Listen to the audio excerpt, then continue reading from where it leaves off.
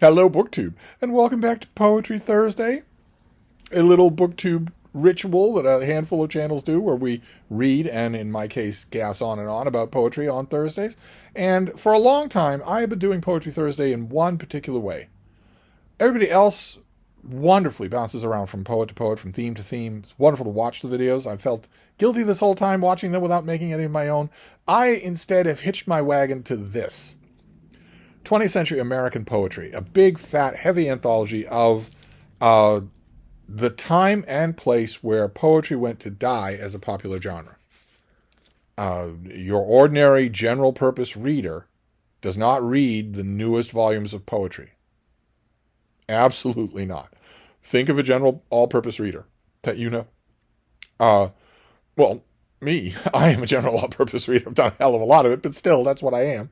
I wouldn't dream of buying a new release in poetry. It's one of the only places in a bookstore, a new retail bookstore, where the new release section wouldn't interest me at all. I wouldn't even visit it. And not only do normal general interest readers not read contemporary poetry, but contemporary poets very much want it that way. They don't want general interest readers to read their stuff because they know perfectly well there's nothing in their stuff that any general interest reader would like. And that happened here. That happened in 20th century American poetry. In fact, blaming the whole 20th century is unfair. It happened in the second half of the 20th century in America.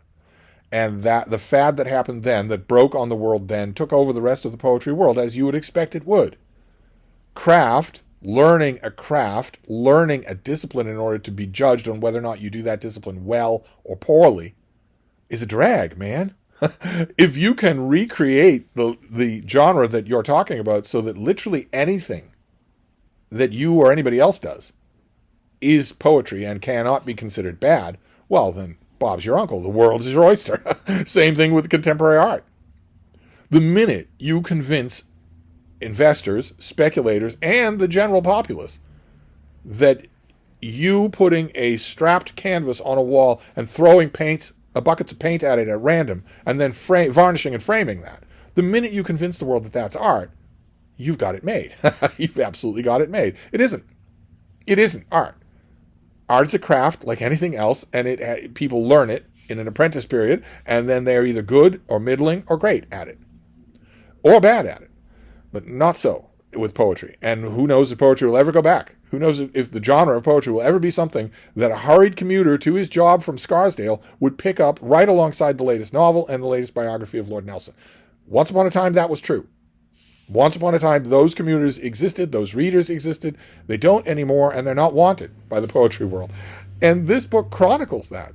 As we have been going along in this book, we have been approaching that thing has been slouching towards Bethlehem to be born the whole time while we've been enjoying ourselves. And I thought the closer we get to that, the more angry and disappointed my Poetry Thursdays would be, and who needs that?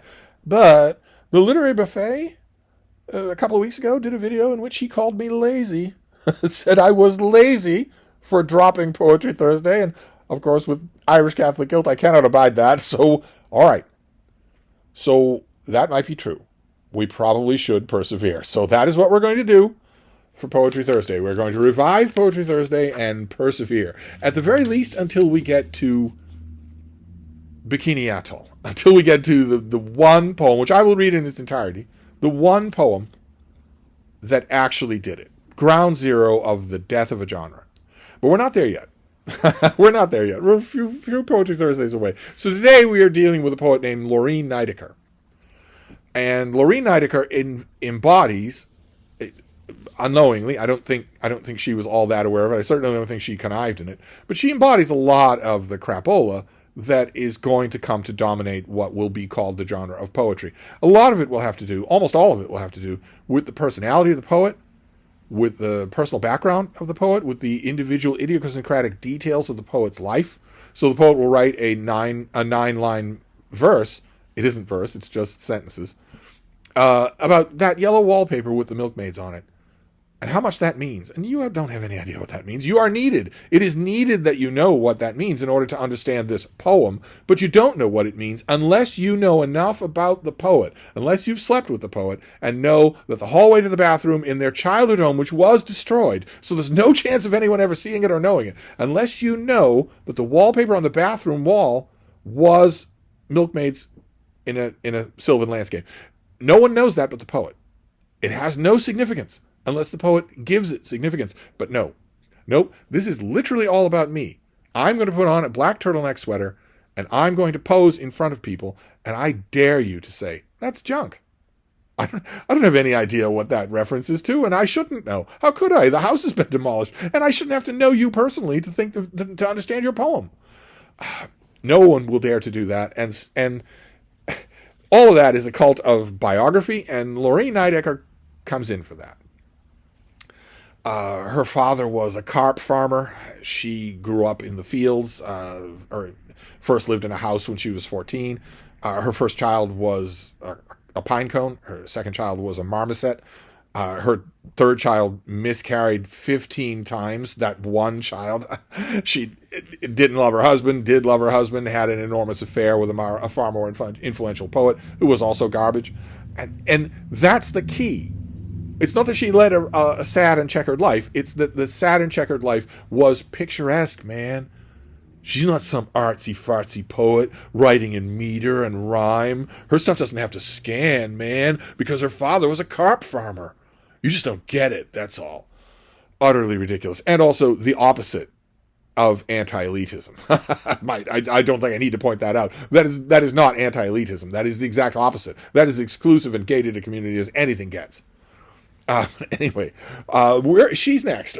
This is going to be fun. And we're going to read one of her poems. I think I want to read one of her poems. The volume has a few, and more than it should, because the closer we get to the present day, the more we're going to get into personal resonances with the editors of this volume. The closer we get to the present day, the more likely it's going to be that the editor of the volume had one of these poets as a teacher, or had an affair with one of these poets' cast-off mistresses, or something like that, which wasn't true at the beginning. But what should we read from her?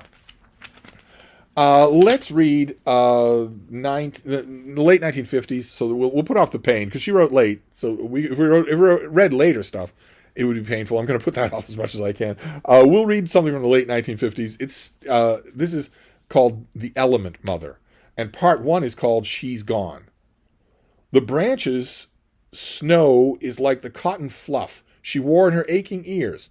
In this deaf huff, after storm, shall we speak of love. As my absent father's distraught wife, she worked for us, knew us by sight. We know her now by the way the snow protects the plants before they go. So that's part one. And the cotton that she wore in her aching ears was a story there, and we don't get it. But at least it's a coherent image. And that last line is not only rhymed, but metered. That we know her now by the way the snow protects the plants before they go. All right, so that's She's Gone. Someone has left. Then we get part two, which is The Graves. You were my mother, thorn apple bush, armed against life's raw push. But you, my father, catalpa tree, stood serene as now. He refused to see that the other woman, the hummer he shared, hotly cared for his purse petals falling, his mind in the air. That is gibberish. That does not describe anything. You cannot infer anything from that you can understand. You have to know it.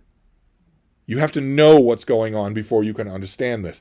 You were my mother, thorn apple bush. Okay, what's the association there? I bet if we dig deep enough, somewhere in her interminable letters, Lorine Niedecker would have mentioned that her mother had a thorn apple bush. But we don't know that.